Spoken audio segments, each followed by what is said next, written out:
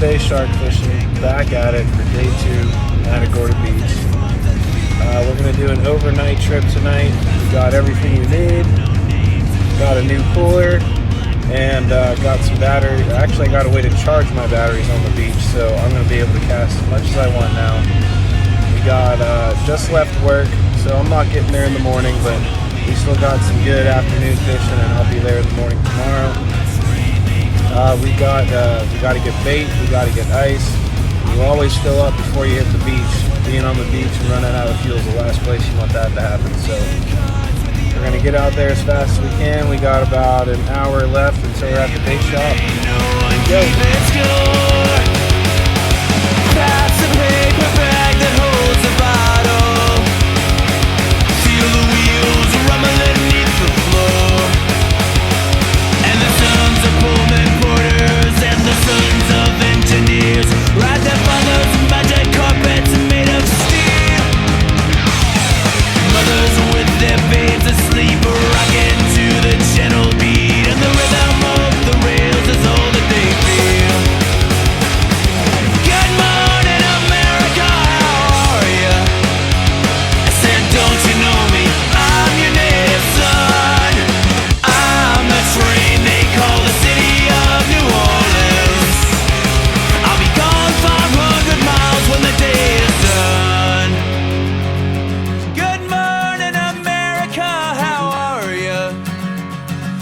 Don't you know me?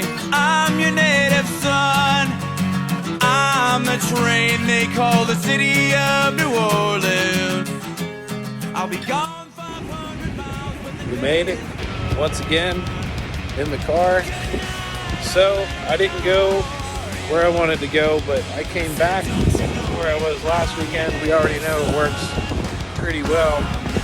There's actually someone else behind me in the car. It looks like I went the furthest out of anybody willing to try it. So, you know, the other thing is the tide's pretty high. You can see it's pretty much in the tires, so we're going to keep an eye on that. But I don't think it's going to get much higher. I think it's going to go back down pretty soon. So we're going to get set up, get some baits in the water. I'm going to walk you through the gear it takes to catch one of these things. Here we go. So here's the gear we're going to use today. I got my Okuma 80 wide. This caught my first shark on my last trip, and this thing is a beast. This could pull in a boat. And just for size comparison, this is about the size of your normal spin reel, and you can see it eats it. So it's a powerful reel. It's got tons of drag, a lot of room to play with. Love this reel. Moving on to the Avid 50. This is a new purchase. Haven't caught a shark on it yet. Got a big hit on it, and I missed it last week because of my fault. But lessons learned. This is my first, what I thought was a big reel, but this ended up being now my smallest bigger reel. We caught a few sharks. Actually, last week we caught the 7-footer on this one, just by happenstance. And this, of course, is my bait reel. It handles anything from stingrays to large fish pretty good. Not much drag, but it's a fun fight. You cannot use these rods without a harness. Now, without a harness, I mean, sure you can, but you're gonna burn yourself out in no time. All right, here's the rods. This is my 80 to 130 that hooks up to my Avid. This thing is a beast. This is my 80 to 130 rod that hooks up to my Okuma. Got the land-based shark fishing. And these are actually just catfish rods that I use for my bait, hooking up to these two reels right here. Moving on to unhooking these things. A couple tools are needed, and I'm still missing a D-hooker, but you can get by using a pair of channel locks, and if it gets real rough out there, you can just cut it right off. Always have a knife on you, you never know. I like to have a tow rope to wrap around their tail and yank them in. These are my leaders that I'm using. 20-aught hooks, 400-pound cable, made by Spartan Tackle. Shout out to those guys. Those guys are awesome. These are my pound copper weights. You just bend these out at 90 degrees and they stick to the ocean floor really good. And lastly, my drone. This is how I get it done. This is able to fly out half of a Stingray at one time, carrying this, and a couple hundred meters of line dragging behind it. It's a pretty powerful tool. Lesson learned from last week. Got my car charger, so I'm ready to go. Here's my visor, so I can see what this thing is looking at. And here's our bait. We got Stingray. We're gonna cut them right down the middle, and they are frozen, and I forgot my hacksaw, but I have a hatchet, so we'll see what we can do. Always have a cooler for your food. Don't ever put your food in your bait cooler. I'm all ready to cook some dinner and some breakfast tomorrow. Always have extra line out with you. I got 200-pound braid right here on the bottom. On top of it, 200-pound mono, and I got 150 of each over here for the avit. And lastly, don't forget your fishing license. Always be ready.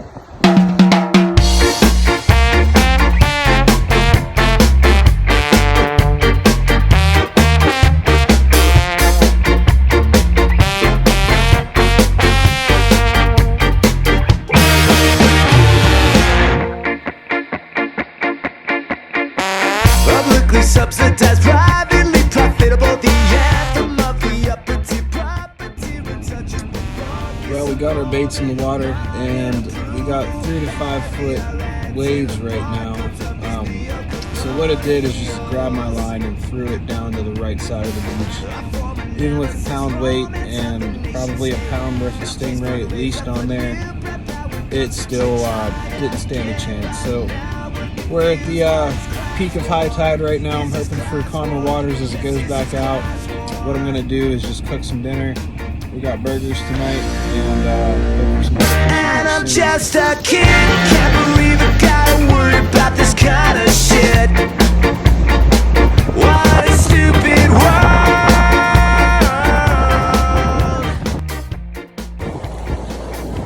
just a little update. So it was rough waves today, and it was almost unfishable. It was unfishable, at least for me. The current would just drag my 200-pound braid right down the river, or right down the beach. So I didn't really even stand a chance. What I'm trying to do is wait for the tide to go out, hoping that it's going to be calmer. I just threw my baits back out, so you might as well have some bait in the water regardless, right? Gonna get a fire going, and here for the night. Benefit of unrestricted labor laws, captive placed by displaced government death squads. They own us. They own us. Produce us. Consume us. They own us. They own us. Produce us. Consume us. They own us. They own us. Produce us.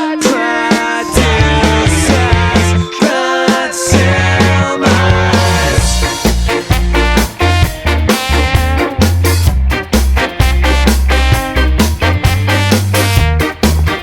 We got Tyler. Who are you guys?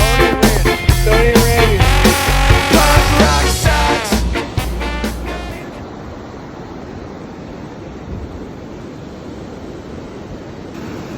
Alright, got one on. Yeah, he's taking drag. Feels like a medium one, but he don't want to come in. I've been fighting him for about 10 minutes.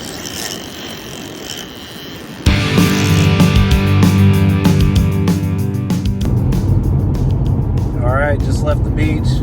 Had a great second trip out. Ended up catching 2 black tip and 1 sandbar.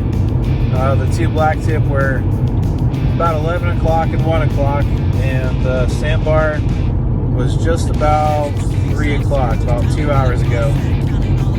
And had a great camp out. Ended up cooking burgers for dinner. Made steak last night, and then we had bacon and eggs this morning. Made some friends on the beach. We met up with some other shark fishermen. We just cooked a bunch of meat and traded fish stories for a while. It was a good time. And the next week we got a 4-day trip with my mom. Really looking forward to that. So hope to have some. We're heading to Pins, and that's where the tigers like to hide, along with the hammerheads. We just have to get it out there far enough. So I'm hoping to get a tiger or a hammerhead. That would be a first for me. And I'm real excited about getting my mom out to catch her biggest fish ever. That'll be a great time. So we'll see you then.